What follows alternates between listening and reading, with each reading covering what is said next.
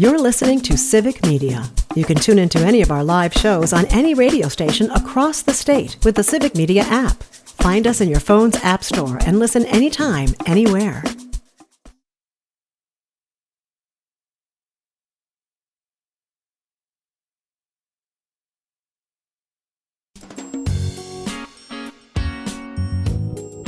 There are 34 million.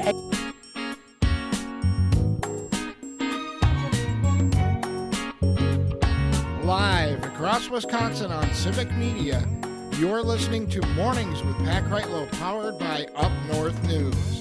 Now, from our Lake Wissota studio, here is the founding editor of Up North News, Pat Kreitlow. Good morning. It is 7:06 now on this Monday morning, August 4th. 2025. Nice to have you along here. Parker Olson has the day off, but Greg Bach is joining us here. And so is Dr. Kristen Lyerly. And so is Up North News reporter Selena Heller. And so is meteorologist Brittany Merlot. Brittany, how are you?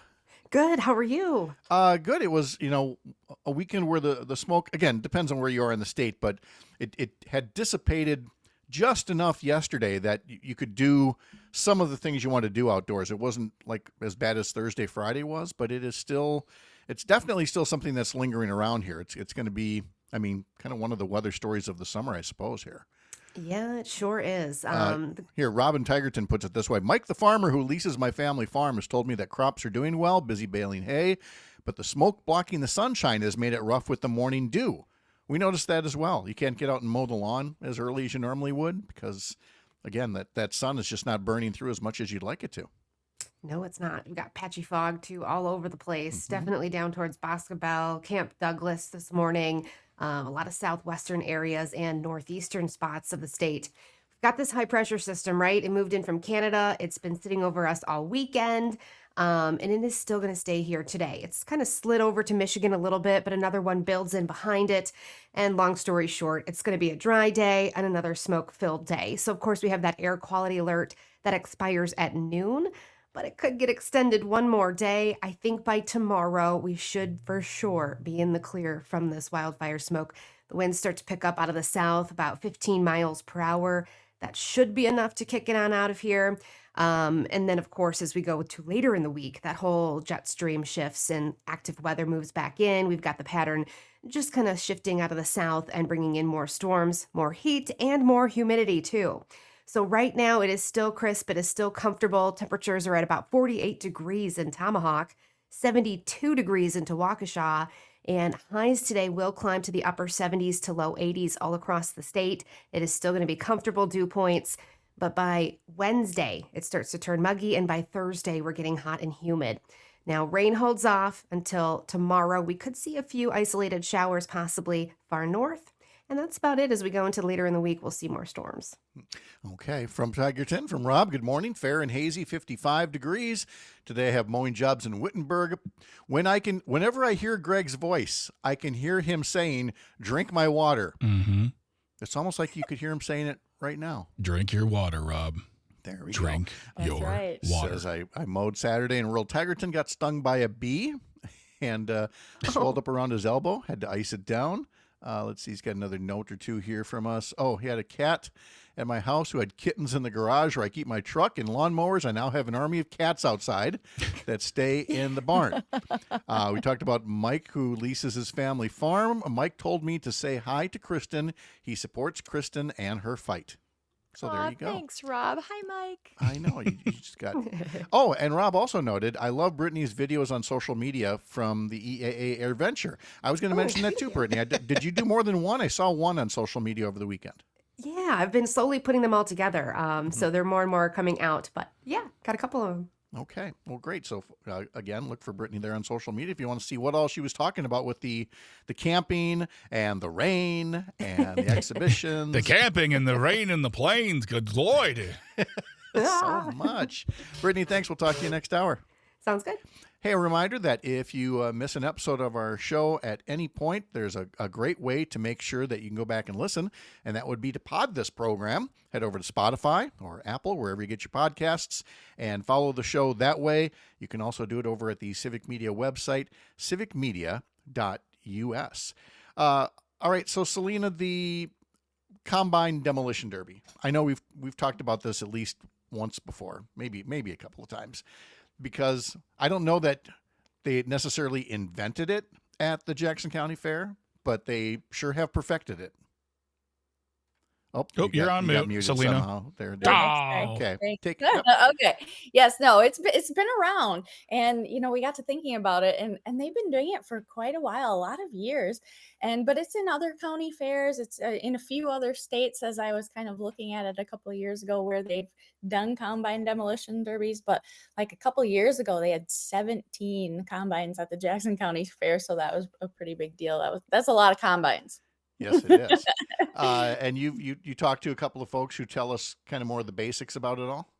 Yeah, so Mark Emerson, he's 66. He's and all these farmers and Sam McNulty, they're buddies, and they kind of get together and do this every year. There's a lot of farmers and their kids now are in it, and nephews and things like that. So they're kind of all ag related. If they're not farmers, they have businesses that are ag related or something like that. So it's just a fun time for them, and it's at the Jackson County Fair. And there's a demolition derby, a regular derby with cars and trucks. And gosh, back in the day, my brothers did it, so I got to paint the cars. And then there's a powder puff, so with girls driving too. So my brothers always thought I should drive, but I never did. Nice to know you have boundaries someplace. You're not going to drive the demolition derby.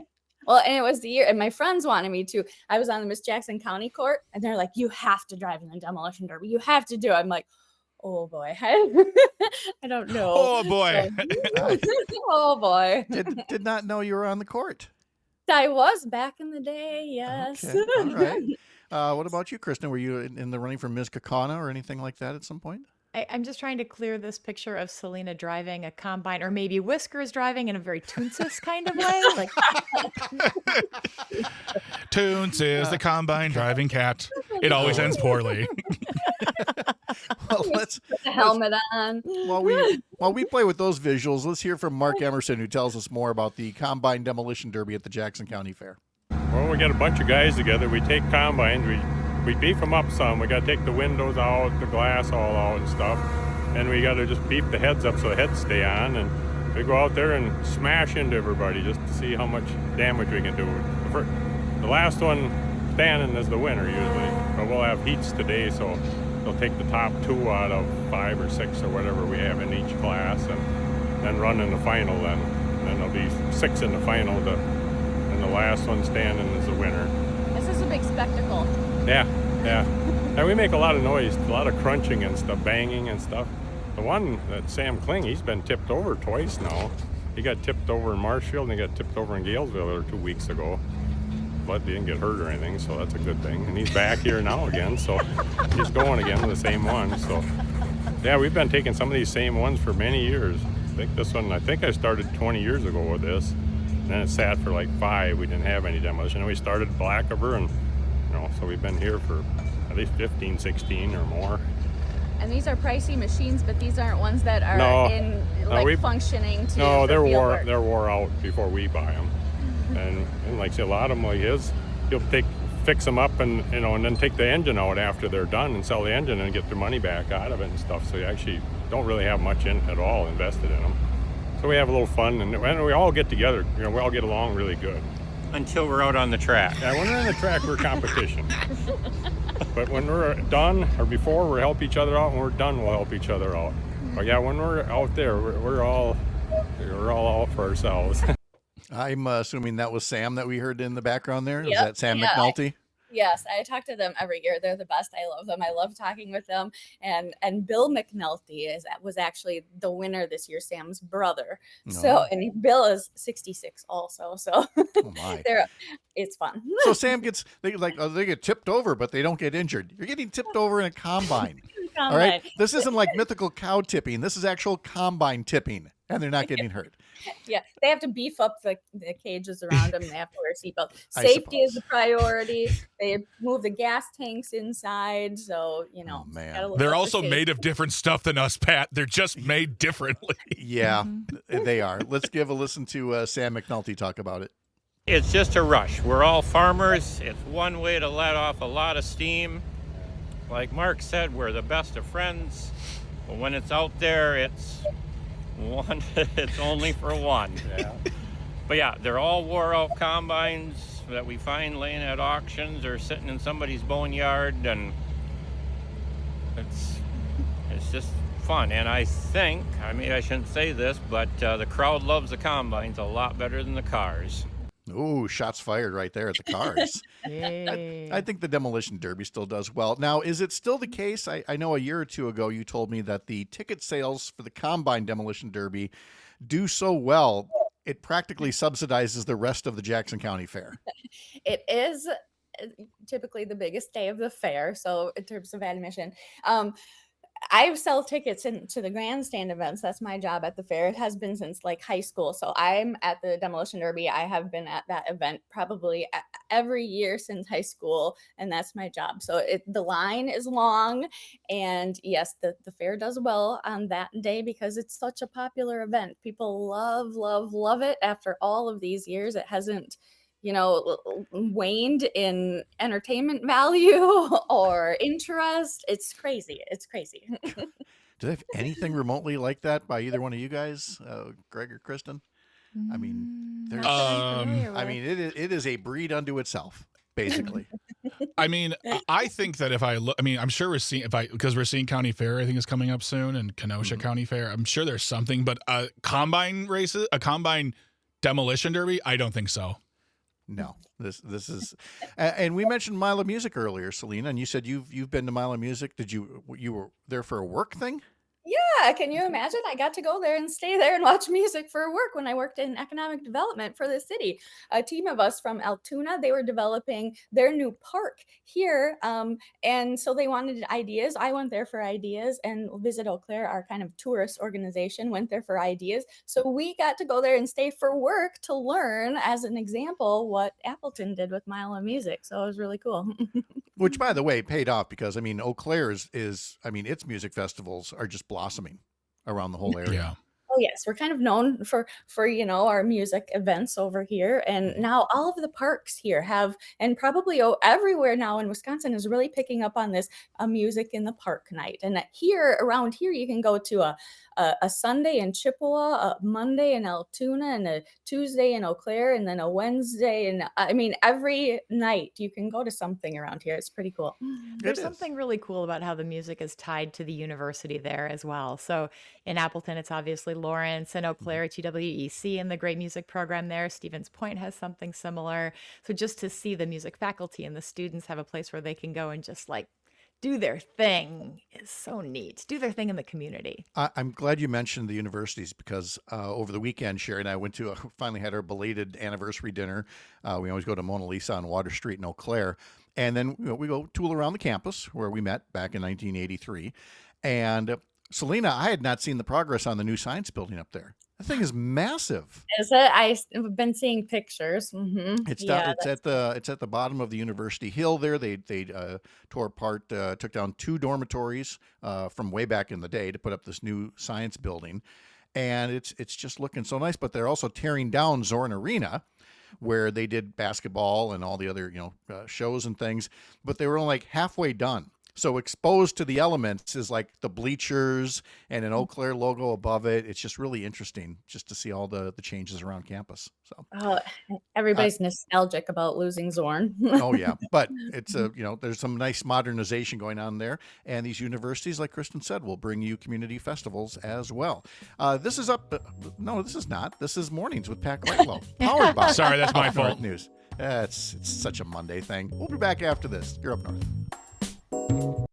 You're listening to Civic Media. Stay up to date on the latest news and information for your local community and Wisconsin by signing up for our free email newsletter. Visit civicmedia.us/email to get started.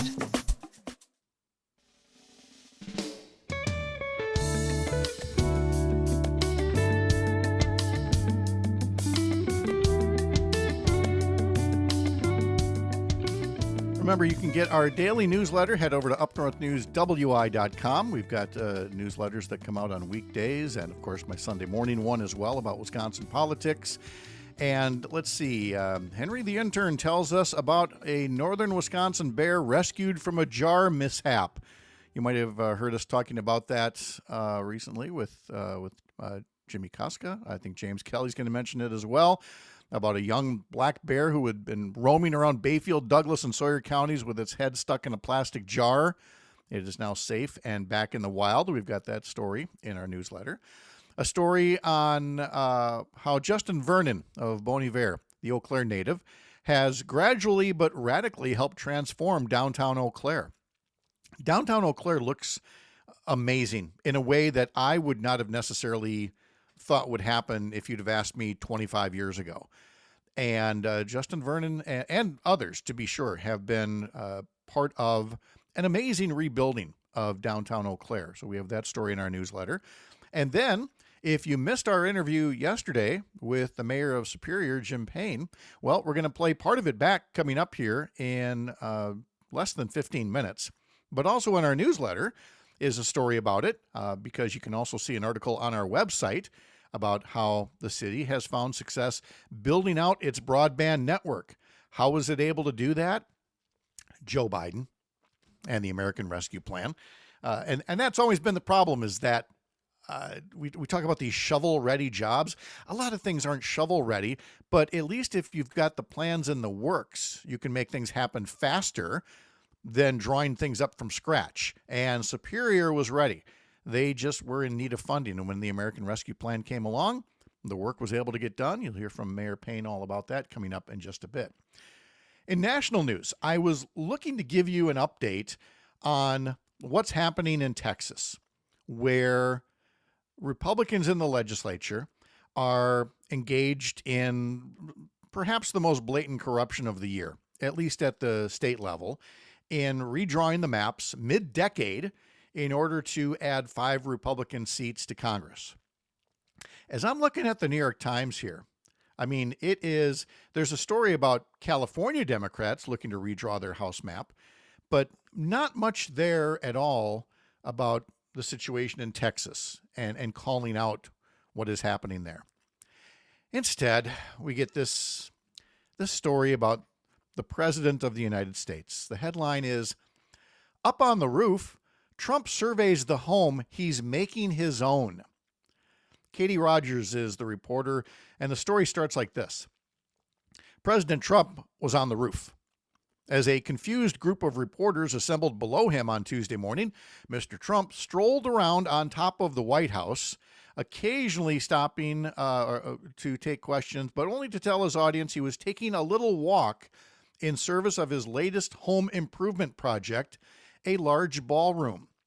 "It's just another way to spend my money for the country," Mr. Trump shouted.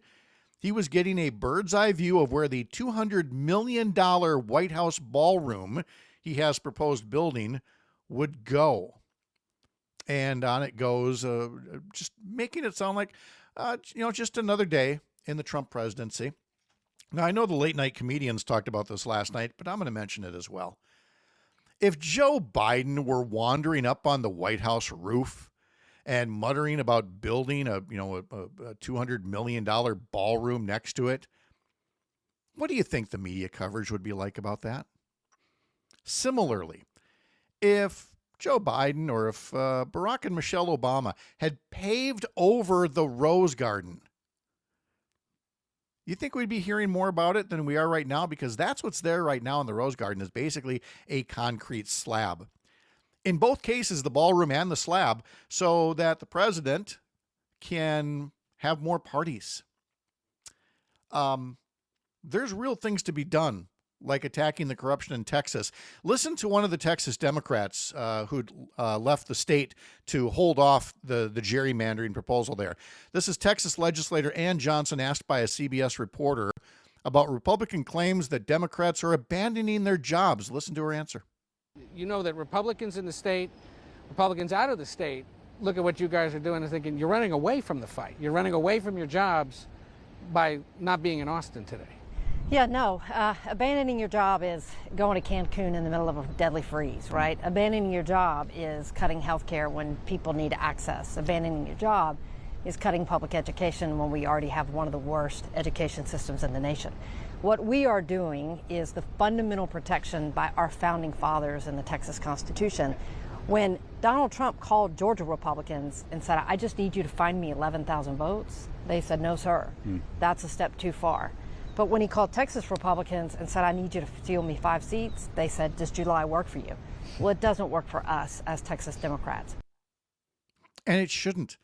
Again, listen to that. He called Georgia, said, I want you to dig up, find me 11,000 votes. I don't care how corrupt it is. And the Georgia Republicans said, no, we can't do that. Texas, meanwhile, was like, sure, boss, whatever it is that you want. Because what the boss wants, this party is willing to give him. And unfortunately, far too much of the national media is not holding Trump to account on this. As the New York Times article continued to go on about, the White House changes that Trump wants, Katie Rogers did say this line: a White House that is rapidly changing from the taxpayer-funded People's House to one that resembles one of the Louis XIV properties in Trump's portfolio. And I thought that was particularly telling because, this is a guy that wants to put a gaudy gilded ballroom attached to the White House to go with all of his other golden urns and baskets and coasters, and all of it has his last name. And that's all fine, but I'm going to close with this, and it's a social media post by an account labeled Big Tucson Dad, and he writes this: listen, man, if you want to live in the Palace of Versailles, that's fine, but you can't act surprised when the people eventually start sharpening the guillotine. We'll hear from Superior Mayor Jim Payne coming up next. You're Up North.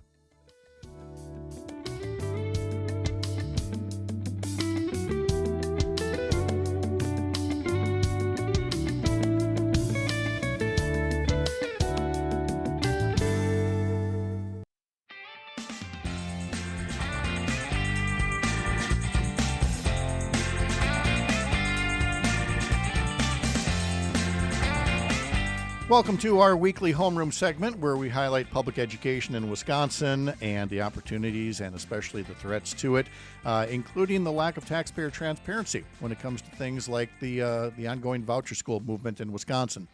And today's topic takes me back several years to 2017 particularly, when I was helping my friend, then State Representative Dana Wachs, in his campaign for governor.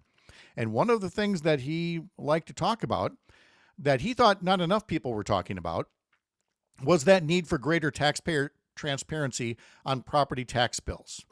That not enough was being done to let taxpayers know that when they see that line on their property tax bill that says, School District of Chippewa Falls, that not all that money is going to the School District of Chippewa Falls. In fact, a lot of money is skimmed off the top and put into the voucher program, but the taxpayer wouldn't know it. Dana Wachs wrote a bill that called for that chunk of money to be, put separately on the property tax bill. Republicans in the legislature year after year said no, that they weren't going to require that through state law. Some folks in Green Bay said, well, maybe we need to make that happen at the local level. And they recently did. And they're here to talk about how you could do that same thing in your hometown and have, again, greater taxpayer transparency. This isn't about whether voucher schools should exist. And this time around, it's not even whether they should get state funding, though I'd argue that they shouldn't. But at the very least, you should know how much of your tax dollars go to that when it's on your property tax bill. So we welcome back to the program our friend Denise Gomer Hutchinson from Wisconsin Public Education Network. We're also happy to be joined by Laura McCoy of the Green Bay School Board and Alyssa Proffitt, who's an alder on the Green Bay City Council. Nice to have all of you here. Thank you, Denise, Laura, Alyssa. Good to see you all. It's nice to be here. Denise, let us start with you. I know we've talked to you about this previously, but lead us up into what happened in Green Bay. In other words, before we even get to what they did, maybe you can say, you'll say it better than I can. Why is it important to have this kind of transparency on property tax bills? Well, it's critical for taxpayers to make well-informed decisions on if they support future referendums, but also just to know and understand where their tax dollars are going. Yeah. And so, again, the state legislature wasn't making this happen. Laura, do you want to pick up the story and talk about how things started to get rolling in Green Bay?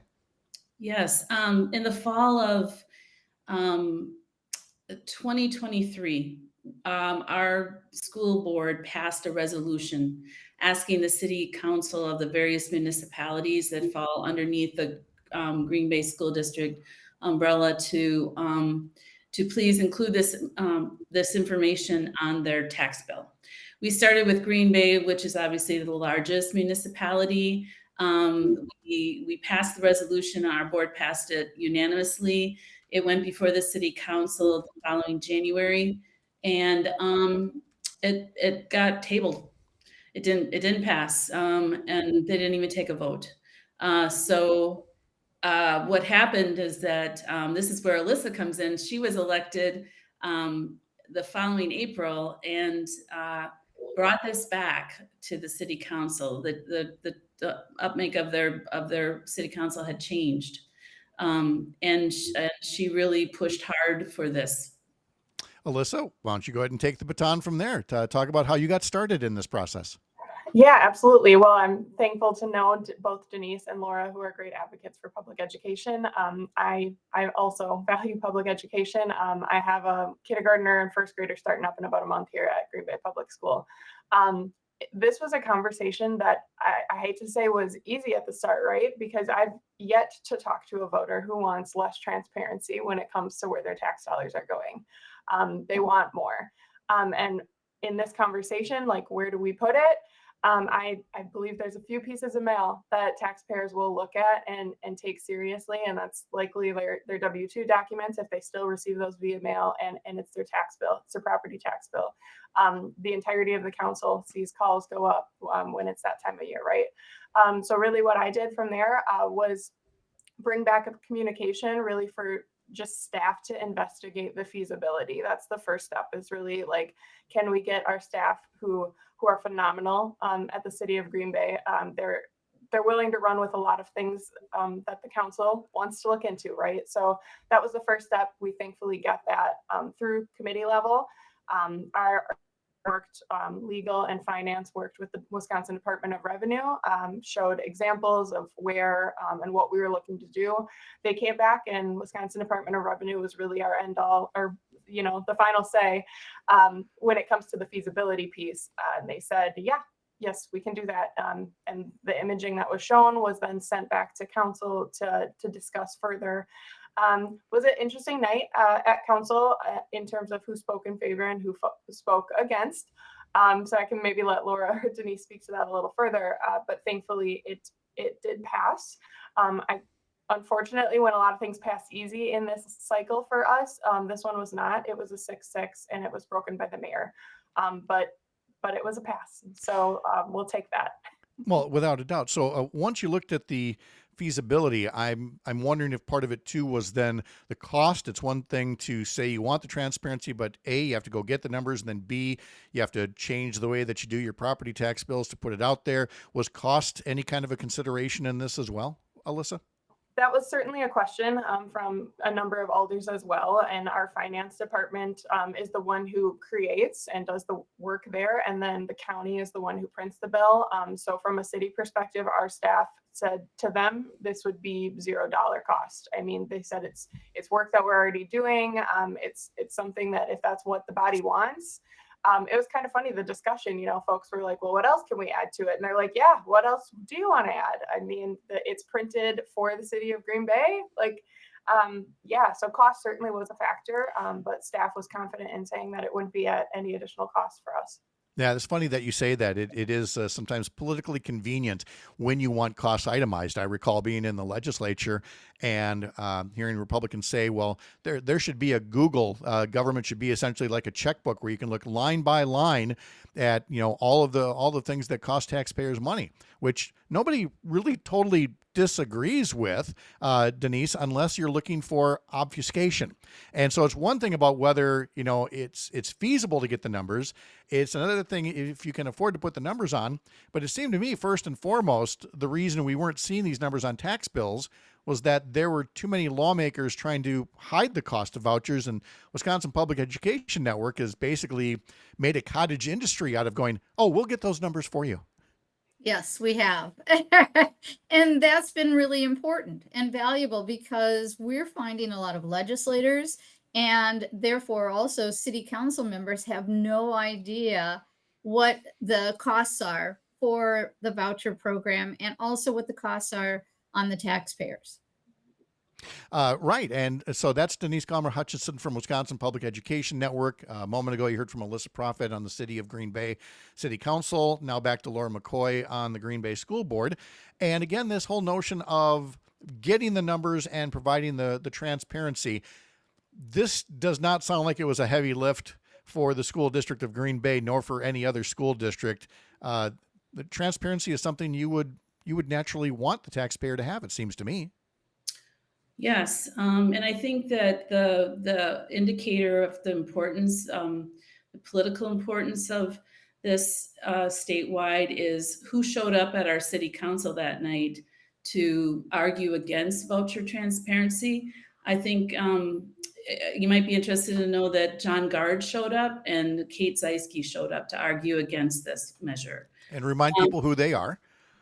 John Gard used to be in the state legislature, and his wife, Kate Zeiske, used to be the secretary of revenue, treasurer. I believe, and state treasurer. Yeah. Yeah. So, I mean, they've had leadership positions that were part of a legislature that was not looking to make these costs transparent. And as you just said, they're still arguing against that to this point. Let's carry it then to the next step, and that is other communities around Wisconsin, if they want to do this. And I don't know if the order in which you did it was the way that everybody should do it. Denise, do you want to go with this first? That if somebody just wants to start this from scratch in their particular school district, what are your recommended first steps? And then I'll ask Laura and Alyssa the same question.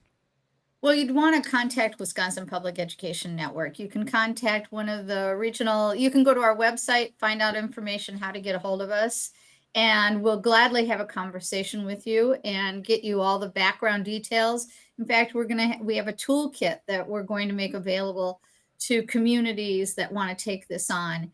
And yes, the first step is the school board. Writing that resolution and asking the city to do this, or the municipality or the township, because that's where it really has to start, is they have the information and they can move forward with it. Yep. So, and that would be at wisconsinnetwork.org, a Correct. great website to learn more about taxpayer transparency. And so, yeah, let's, Laura, from a school board standpoint, again, if somebody is looking to get this going, what are your recommendations for first steps they should take? Well, yes, as Denise said, it starts with that resolution. And since we were able to do this in Green Bay, people have been reaching out to me across the state. In fact, after I'm done here this morning, I'll be calling someone on the eastern part of the state who is very interested in trying this in their community. This issue is heating up. And I was in Milwaukee over the weekend to see Beto O'Rourke at a city hall kind of situation, and got up to speak and tell people about this, what's going on.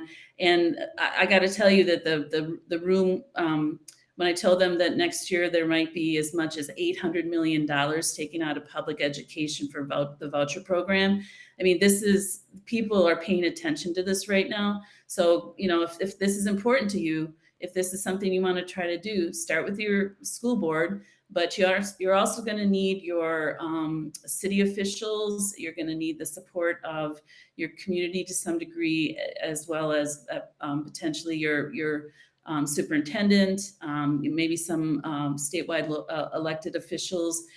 In Green Bay, it took a team of people to take it through all the stages, and in the end, that's what it took. Alyssa, in our final minute here, from a city standpoint, again, whether somebody is hearing who is serving on a city council or is close to people who are, what should they do? Yeah, absolutely. I would say reach out to Wisconsin Public Education, ask those questions. And you don't have to wait, I would say, from a city perspective, right, for your school board to take something up. If this is something that interests you, I think we always hear how education funding is complicated. It is, but sit down, grab a coffee with someone like Denise, get an understanding, because even though you might be from a municipal perspective, you still have municipality. You can increase some transparency for your township, and everyone should consider doing it. We can't wait for the state to act. No. Time is now. And our friend Chris Hambuck Boyle puts on Facebook, what a team for the taxpayers. What community will be next? And it's true. Oh, wait, I want to make sure I get that right. I did say .org, right, on mine? Yes, Yes, you did. .org. Okay, I saw in the comment section somebody fixed theirs, and again, just want to make sure it was clear. WisconsinNetwork.org to learn more. Laura McCoy from the Green Bay School Board, Alyssa Profit, a District 7 alder in the city of Green Bay, Denise Gomer-Hutchison from Wisconsin Public Education Network. You guys are taxpayer rock stars indeed. Thank you so very much. Good to see you today. Nice to be here. All right. And again, this is something that you can do in your community as well. And I think back to Dana Walks's original bill. This is a basic thing. The legislature should have done it years and years ago. They didn't, but you can. A local break is next for some of you. Others will catch up with Jimmy Koska from Civic Media next. You're up north.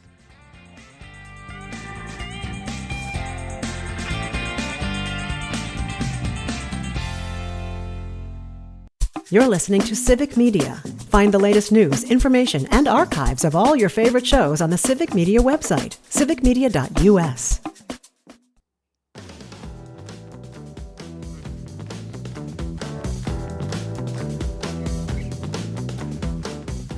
.52, we're back now. Up North News is part of Courier Newsroom, and our new D.C. correspondent, Cam Stevenson, has a D.C. newsletter called Below the Beltway. You can read it at beltway.news or through couriernewsroom.com, and his latest column is about what's happening in Texas.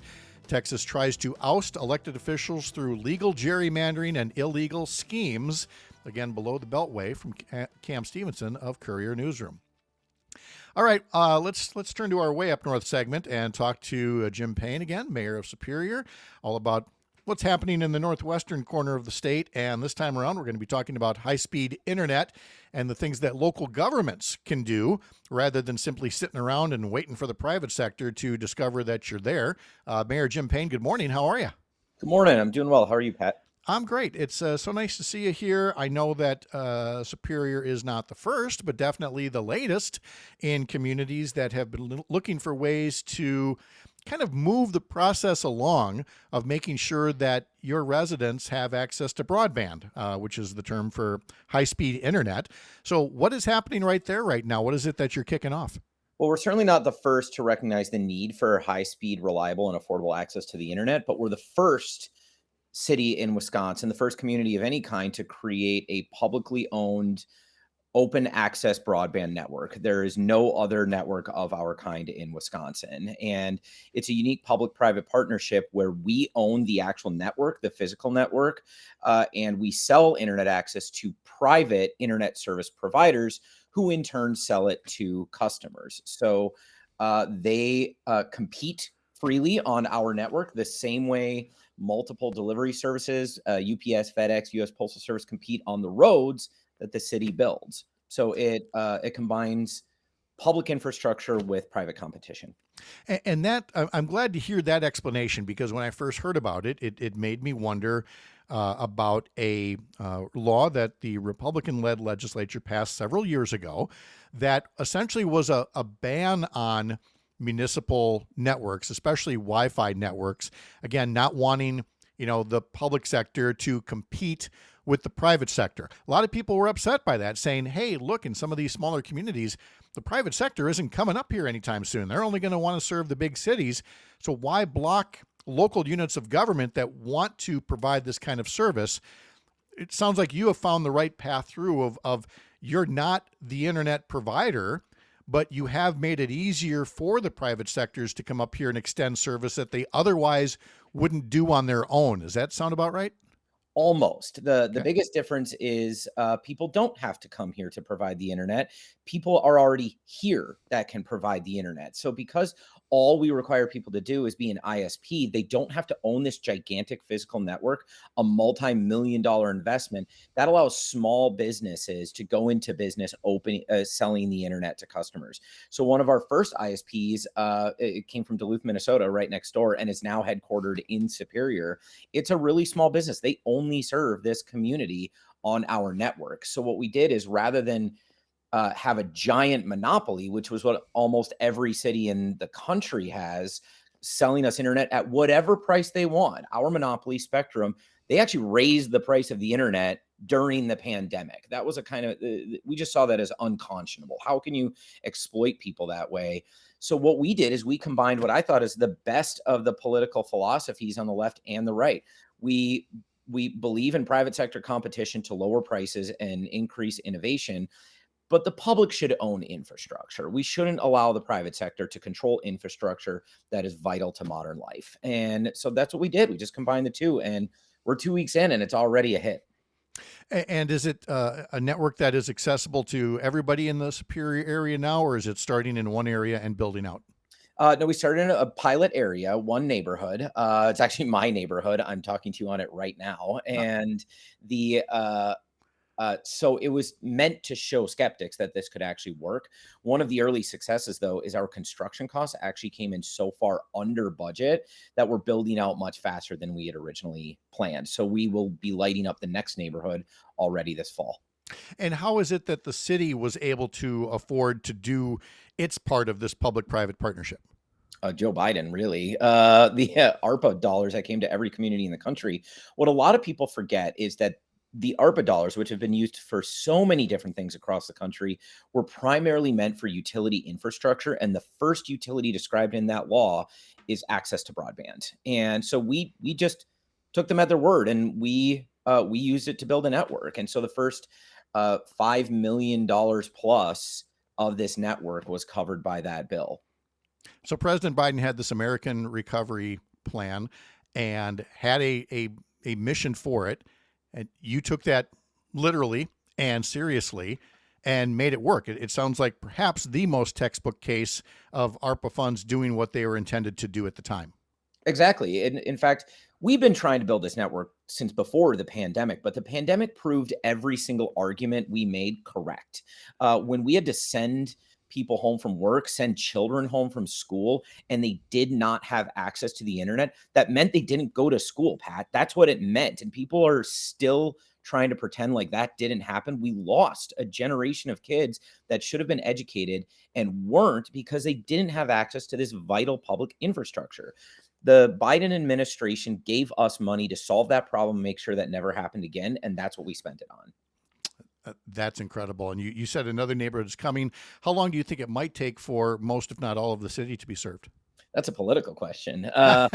You asked me, I'd like to get it done in the next 2 years. But, we have to prove that it's a success. I think we're already doing that. Like I said, we need to get to a 10% take rate. 10% of the area should be customers by the end of the year.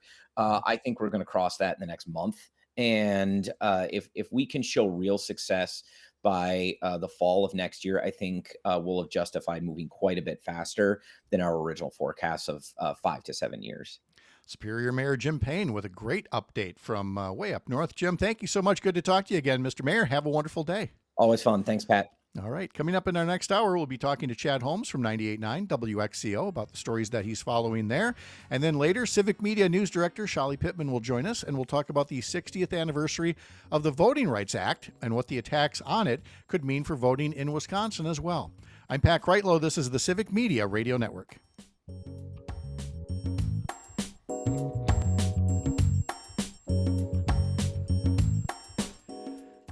The national news cycle never stops, but it can be hard to find news about your local community. Civic Media is dedicated to providing quality local and state news coverage across Wisconsin. With the Civic Media app, you can get notifications about local stories that matter to you and your community. Find the free Civic Media app in your phone's app store and choose notifications from the menu to tell us what kind of news you want to hear about.